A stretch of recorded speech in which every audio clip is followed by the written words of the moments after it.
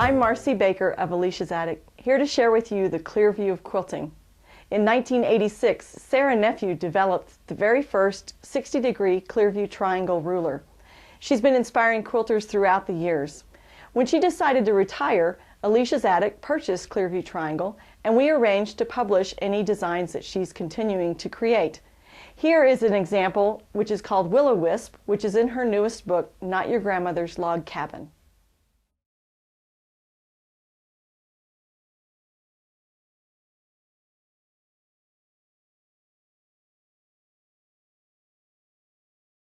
Sara's designs in the book are simply amazing, yet they are amazingly simple. You start with diamonds or triangles and add logs, creating your blocks. Then you lay out your blocks, sew them into units. The units come together all without set-in seams. Let's look at how easy this is. The first step on any quilt is to select your fabrics.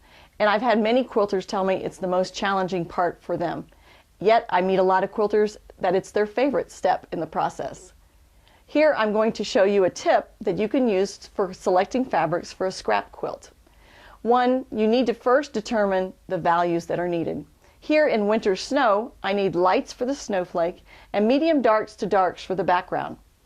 Then you can come up with a color palette, and what I use is a piece of fabric. Somewhere along the way I bought this fabric because I love the color combination. I only have a fat quarter, but I'm going to use the colors to determine whether or not the fabrics go into the quilt. Here's a close-up.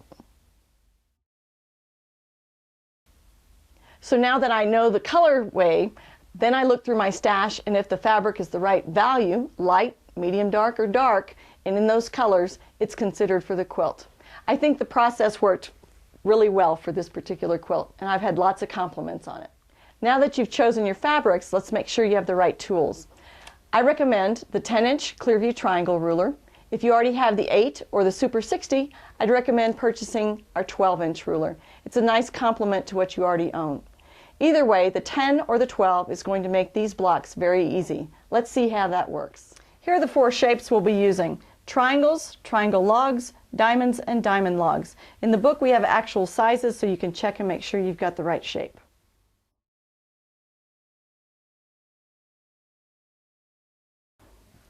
The first step on cutting any shape is to cut a 60-degree angle.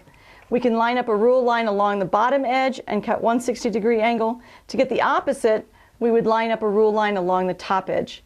For triangles and triangle logs, the direction of the angle doesn't matter, but for diamond logs, it does matter, and we'll be paying attention to that with the instructions. Once you cut your angle, turn your strip around so the angle is now down at the left. To cut triangles, you line up your measurement along the top edge. I've got it marked with cutting edge. The edge of the ruler is here, the tip is at the bottom. We're going to rotary cut there. And you would rotate your ruler around to get more triangles cut.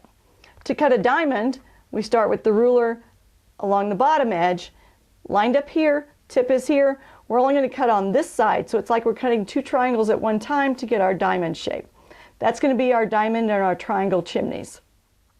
To cut triangle logs, it's going to look like we're cutting a triangle, but we're just cutting the base of it. We'll have our measurement marked, and again, the cutting edge catches up against the fabric, the edge of the ruler here, and we're going to be rotary cutting along this edge. Notice how they both come in towards each other, like the base of a triangle. That's for a triangle log. For a diamond log, we're going to be working from the bottom again, and we'll have our measurement along here. There will be a little triangle sticking out just like before, but we're now going to have the base of a diamond, and we're going to be rotary cutting only on this side, leave the triangle out. Notice how this one leans to the left. That's going to be called a left log, and if it leans to the right, it'll be the right log, and that's how we determine whether it's left or right.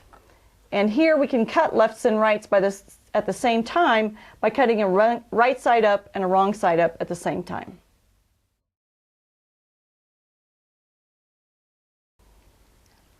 Once you have your pieces cut, lay them out into the shape and following the diagram that's for your project, for your blocks.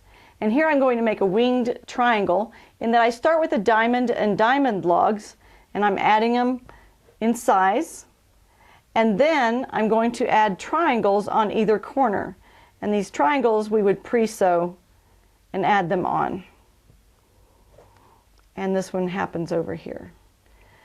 What I do is I will lay out several blocks all in one stack, and then I work with 2 pieces, sew a lot of them together at the machine, come back and put that unit down, and then add the next one. So I do chain piece these blocks. Here I have my pieces for a diamond block, and it's important to pay attention to whether you're adding clockwise or counterclockwise. I'm going to overlap these so you'll see. Here I add my first shortest piece, and let's go clockwise first. And then I continue adding my shapes. And the diagram will tell you where your values need to go and what size goes where. And you just keep sewing and adding these logs on. And notice by going clockwise, I'm getting, with these pieces, I'm getting a diamond that's split down the center.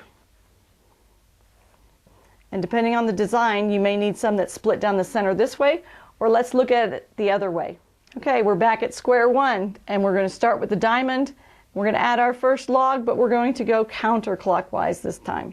So we add in the same order, but by going counterclockwise, oops, we need to overlap those so you can see it. By going counterclockwise, we're going to get a different block. And it's important to pay attention to what your block is needing. You can't just add it on wherever it seems to fit, because this will fit here, it will also fit there, but that's not the design we're doing.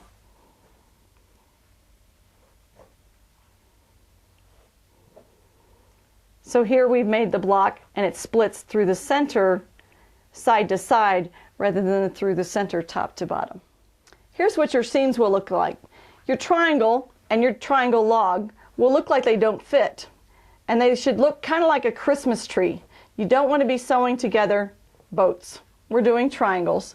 So position it so it looks like a tree, and then you're going to flip this over, and when you get ready to sew, you should have ears sticking out on either side.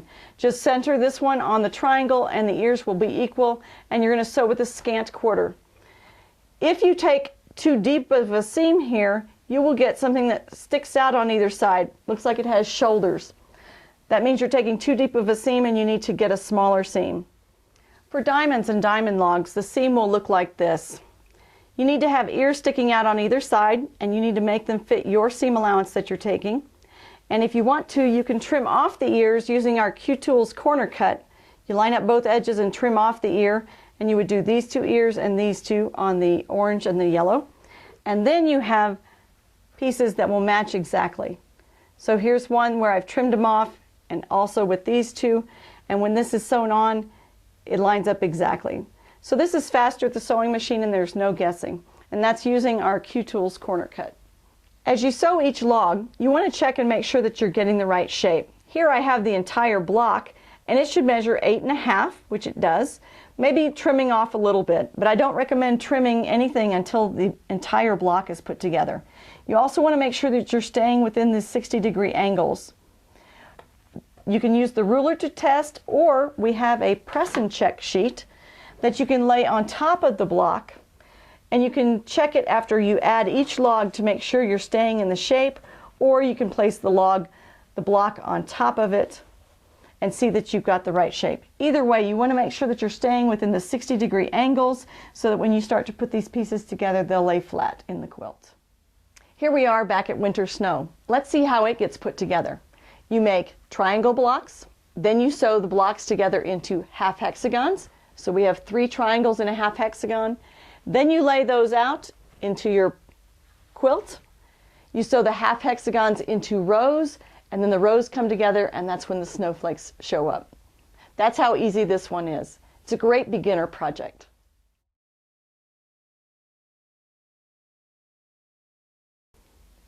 So that's a quick run through the basics. The book includes a lot more. Ask for it at your local quilt shop or visit us online at aliciasattic.com. Also, send us photos of your quilts that you make. Sarah loves to see what she's inspiring. I'm Marci Baker of Alicia's Attic, here to share with you the clear view of quilting. Thanks for joining us.